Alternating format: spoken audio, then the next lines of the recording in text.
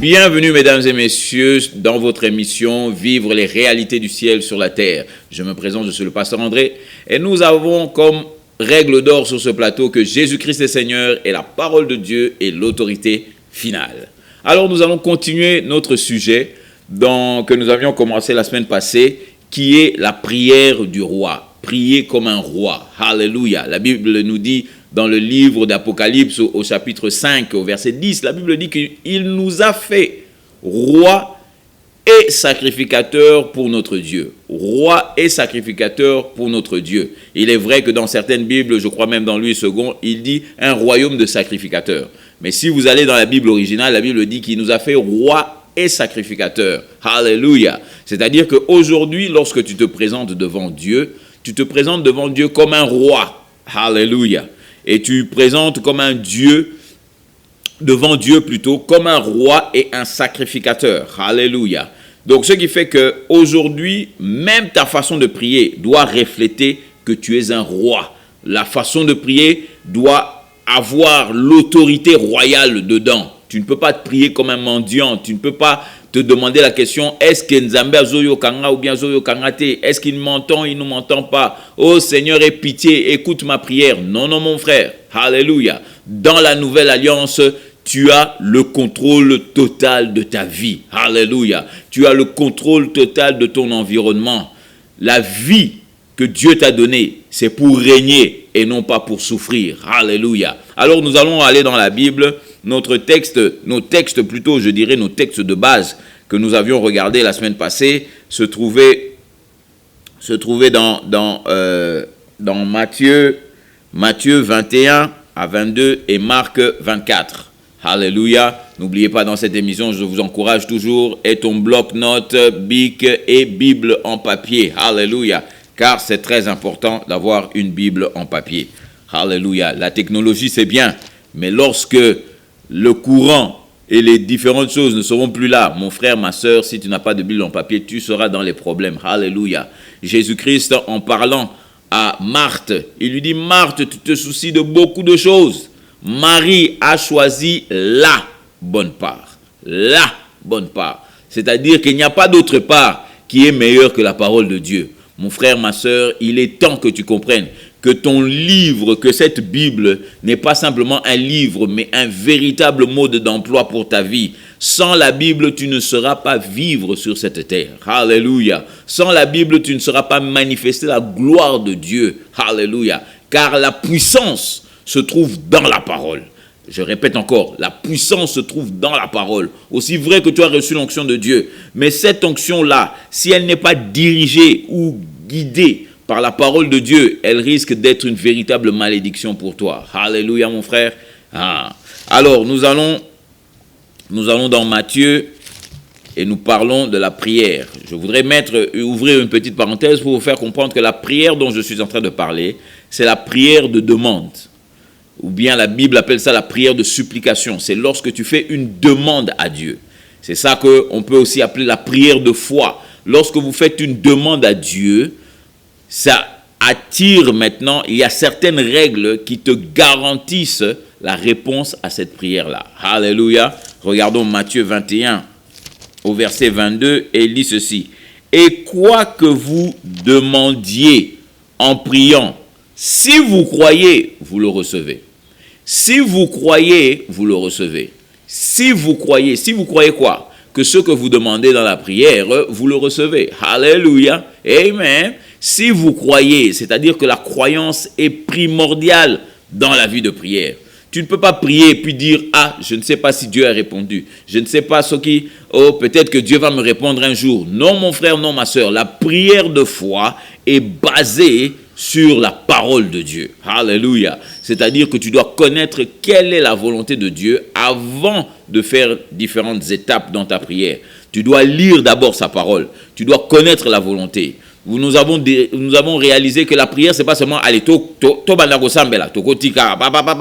non. Si tu dois faire une demande à Dieu, tu dois d'abord t'assurer que ta prière est basée sur la parole de Dieu. Nous avons dit que c'était ça l'étape numéro 1. L'étape numéro 1, c'est de savoir qu'est-ce que la volonté de Dieu dit par rapport à mon besoin. Amen. Qu'est-ce que la volonté de Dieu dit par rapport à mon besoin? Si vous ne connaissez pas la parole de Dieu, les gens me diront, mais comment je vais connaître pour la volonté de Dieu? Laisse que je prie que Dieu me révèle sa volonté. Mon frère, ma soeur, la volonté de Dieu est révélée par la parole de Dieu. Alléluia. Laisse-moi te le dire encore. La volonté de Dieu est révélée par la parole de Dieu. Donc si tu connais la parole de Dieu, tu connais la volonté. Aucun homme honnête dans ce monde de vivants, aucun homme honnête va dire une chose et penser une autre chose.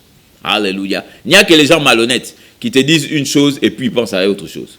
Mais si effectivement c'est un homme honnête, quand il te dit on se retrouve demain à 14h, il le pense et il fait le programme pour arriver. Mais quelqu'un de malhonnête, il va te dire on se retrouve à 14h, à 14h il sort de chez lui. Alléluia. Non mon frère, non ma soeur, notre Dieu n'est pas comme ça. Notre Dieu dit ce qu'il pense et il pense ce qu'il dit. Je le répète encore, notre Dieu dit ce qu'il pense et il pense ce qu'il dit. Il est vrai qu'aujourd'hui nous avons cette habitude de dire « Oh, voilà comment moi j'interprète ces versets ». Mon frère, ma soeur, nous ne sommes plus là pour interpréter la Bible. Oh, je crois qu'il y a des gens qui me comprennent mal. Je dis bien, nous ne sommes pas là pour interpréter ce que Dieu a dit comme si Dieu parlait un autre langage. Papa, si tu as une Bible lue seconde, tu lis en français et que Dieu parle aussi en français et que c'est écrit en français, tu n'as pas besoin d'interpréter. Lis ce qui est écrit et comprends ce qui est écrit. Alléluia. Comprends ce qui est écrit. Quand Dieu dit que je veux que tu croies afin que tu reçoives, tu dois croire pour recevoir. Il n'y a pas d'interprétation quelconque que Dieu dit, oh non, il faut aller, il faut que tu as prié, il faut que tu as louange. Non, non, non, non, non, non, non. Il a dit tout ce que vous demandez en priant, croyez que vous le recevez et croyez que vous le recevez. Amen, alléluia. Croyez que vous le recevez. C'est-à-dire que la véritable personne qui est à l'origine de la réponse de ta prière, ce n'est pas Dieu. Alléluia, écoute-moi bien. Celui qui est à l'origine de ta réponse, si Dieu a répondu ou pas, ce n'est pas Dieu, c'est toi. Alléluia. Pourquoi? Parce que Dieu a déjà répondu. Dieu a déjà répondu. La raison pour laquelle Jésus-Christ est allé sur la croix, c'est pour que tout soit accompli. Tout soit accompli, c'est-à-dire quoi? Qu'en Jésus-Christ, toutes les promesses de Dieu sont oui et amen. Alléluia. Toutes les promesses de Dieu sont oui et amen. Je me rappelle encore, certains frères qui nous enseignaient la Bible nous disaient, Dieu a 3 manières de répondre. Dieu peut dire oui, Dieu peut dire non, et Dieu peut dire peut-être. Et lorsque j'ai découvert dans la Bible, j'ai réalisé que ce frère racontait sa vie. Alléluia. Oui mon frère, oui ma soeur, peut-être dans l'Ancien Testament. Alléluia. Et d'ailleurs, dans l'Ancien Testament, c'était clair. Si tu m'écoutes, voici ce qui va arriver. Si tu ne m'écoutes pas, voici ce qui va arriver. Donc, c'était clair. Il n'y avait pas d'ambiguïté lorsqu'on priait, on priait envers notre Dieu. Alléluia. Je vais vous montrer quelque chose pour ceux qui se disent que, oh, comment ça? Donc, tu veux dire que Dieu ne peut pas dire non à mes prières? Oui, mon frère, Dieu ne peut pas dire non à tes prières. Alléluia. Oh, oui, c'est vrai. Regardons dans 2 Corinthiens, alléluia, 2 Corinthiens au verset 20. 2 Corinthiens, le verset 20e. Alléluia. Alors, je voudrais que tu comprennes ces choses. Alléluia. Amen. Alléluia. Je vais même le marquer dans ma Bible. Amen. Ne vous en faites pas, frères et sœurs. Ta Bible, c'est ton mode d'emploi. Donc, tu dois l'utiliser. Si tu réalises quelque chose, tu peux même écrire dans la Bible que ce verset dit ceci, ce verset dit cela. Alléluia. Maintenant, 2 Corinthiens 1 au verset 20. Moi, je vous lis à partir de la version Darby. Il dit ceci. Car autant il y a de promesses de Dieu, en lui est le oui et en lui est l'amen. À la gloire de Dieu par nous. À la gloire de Dieu par nous. Alléluia. Oh oui, mon frère, oui, ma soeur, ce que cela veut dire. Qu'est-ce qu'ils veulent dire par là? Cela veut dire que toutes les promesses de Dieu en Jésus-Christ, en lui là, c'est Jésus-Christ. Toutes les promesses de Dieu en Jésus-Christ. Est-ce que tu es en Jésus-Christ? Alléluia. Tu es en Jésus-Christ? Si tu n'es pas en Jésus-Christ, ne t'en fais pas. Avant que nous terminions cette émission, je te donnerai l'opportunité de recevoir le meilleur du ciel. Mais sache que pour toute personne qui est en Christ, les promesses de Dieu en Christ sont oui et amen. En d'autres termes, Dieu a déjà dit oui et toi, tu dis seulement amen. Amen, ça veut dire ainsi soit-il. Qu'il me soit fait comme c'est l'est dit. Alléluia. C'est ça, quand tu dis amen, c'est-à-dire que tu es d'accord avec ce qui est dit. Alléluia. Alors, toutes les promesses de Dieu sont oui, et moi je dis amen. Alléluia. Oh, mon frère, ma soeur, Dieu ne peut plus dire non à tes prières si tu es né de nouveau. Si tu es en Jésus-Christ, Dieu ne peut pas dire non à tes prières. Pourquoi? Parce qu'il a décidé qu'en Jésus-Christ, toutes mes promesses sont oui et amen. Ce n'est pas moi qui le dis, c'est la Bible qui le dit. Toutes les promesses de Dieu sont oui et amen. Je veux même te montrer quelque chose. Alléluia. Regarde bien ça, regarde bien ça. Quand on parle de la prière, nous étions dans Matthieu. Je vais te montrer. Dans Matthieu, qu'est-ce qu'il dit? Alléluia. Entrons vite, Matthieu 21, verset 22. Alléluia. Donc, Matthieu 21, verset 22, nous avons dit, « Et quoi que vous demandiez en priant, si vous croyez, vous le recevez. » Si vous croyez, vous le recevez. Dans ce verset-là, il n'y a pas de « Oh non, peut-être que ça va venir, peut-être que ça ne va pas venir, je vais vous faire attendre parce que... » Non, non, non, non, non, non. Ce verset est très clair. Si vous croyez, vous recevez. Allons, gardez votre doigt là, allez dans Marc. Marc 11. Alléluia. Je vais vous montrer que même pendant que Jésus était là sous l'Ancien Testament, il était en train de nous faire comprendre que toutes les promesses de Dieu sont oui et amen. Toutes les promesses de Dieu sont oui et amen, mais il faut le faire par rapport à la parole de Dieu. Laissez-moi vous le dire encore, il faut le faire par rapport à la parole de Dieu. Alléluia. Marc 11, verset 24. Je vous lis ça à partir de ma Bible. Marc 11, verset 24. Il dit ceci. C'est pourquoi je vous dis, tout ce que vous demanderez en priant, croyez que vous le recevez et il vous sera fait. Écoute-moi bien encore, mon frère. C'est pourquoi je vous dis tout ce que vous demanderez en priant. C'est-à-dire qu'il y a une demande qui se fait. Alléluia. Mon frère, ma soeur, nous avions parlé de ça la dernière fois. Les gens croient que le fait de prier, le fait de pleurer, de crier, de dire à Dieu que je manque, que je suis dans... Ce n'est pas une demande. Une demande officielle, c'est quoi? C'est dire que Seigneur des armées, voici que je me retrouve à un endroit où j'ai besoin de ça, ça, ça, ça. Et je crois qu'en ce moment, au moment de la prière, je crois qu'en ce moment, tu me donnes ça, ça, ça. Et comme je crois que je l'ai reçu, la Bible dit que je le verrai s'accomplir. Est-ce que vous comprenez ce que ça veut dire? Dieu ne te donnera pas quelque chose que tu n'as pas cru que tu as reçu. Alléluia. Écoutez bien. Dieu ne te donnera pas quelque chose que tu n'as pas cru que tu as reçu. Cru quand? Au moment de la demande, au moment de la prière. Nous avions pris un exemple hier, par exemple, dans tous ces magasins que vous achetez des trucs en ligne. Vous achetez en ligne, dès que tu as acheté, tu regardes la photo, tu dis je veux ça, on te met le prix, toi tu mets le numéro de ta carte de crédit. Quand tu mets la carte de crédit, boum, on te donne même la facture, on te dit que ça c'est à toi. Mais tu ne l'as pas encore vu. La chose ne s'est pas encore présentée devant toi. Mais tu crois que la chose est déjà à toi. Alléluia.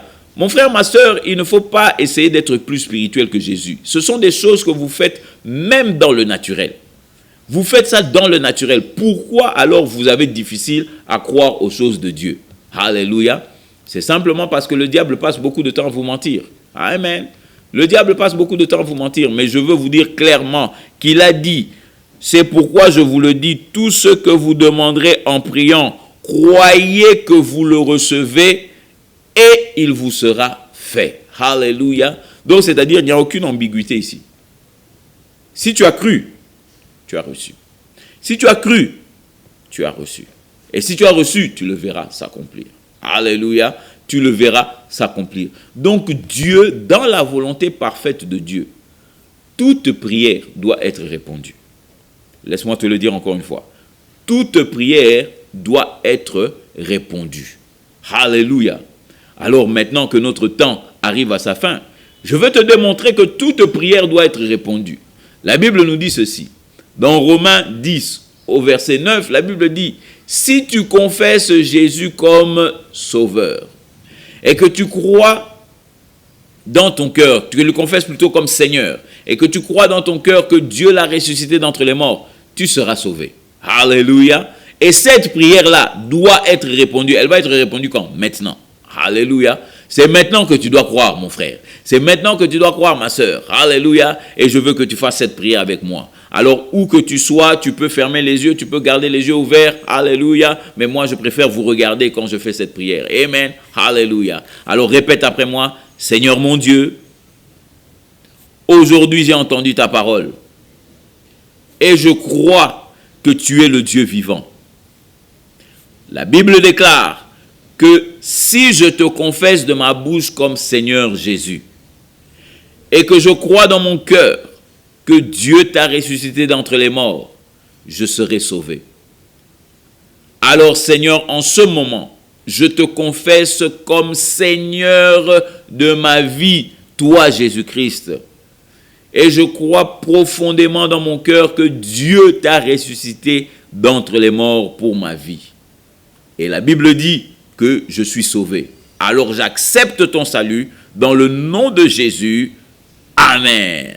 Amen mon frère, amen ma soeur. Mon frère, si tu as fait cette prière, ma soeur, si tu as fait cette prière avec moi maintenant, tu fais partie de la famille de Dieu. Tu es choisi maintenant par Dieu et tu verras que beaucoup de choses arriveront maintenant, vont se passer dans ta vie. Le Saint-Esprit est là. Aujourd'hui, tu peux prier pour recevoir le Saint-Esprit. Si tu n'as pas d'église, je te conseille de nous appeler. Mais mon encouragement, c'est que tu trouves une bonne église dans le coin là où tu es. Là où on prêche Jésus-Christ comme Seigneur et la parole de Dieu est l'autorité finale.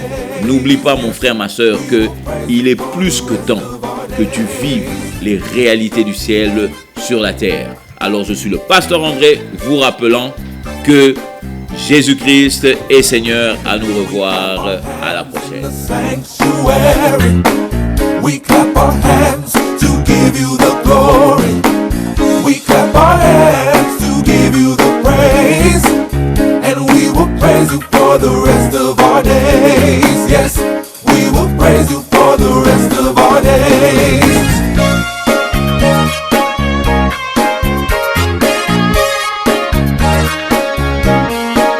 We sing a song in the sanctuary. We sing a song